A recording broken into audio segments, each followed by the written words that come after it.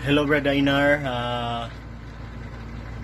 I'm done with bootable USB Ubuntu. Then when I try to put here, I will show the video. Okay. Here.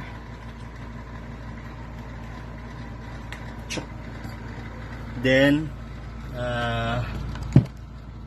wait. Then I first that's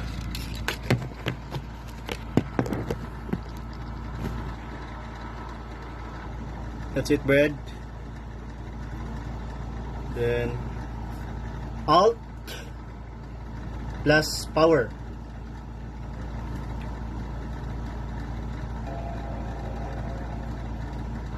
So look, bread. So that's it.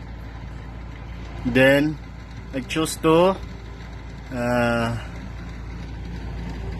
Ubuntu, the USB. Then I start. Then see. Then missing. So that's it. Missing only.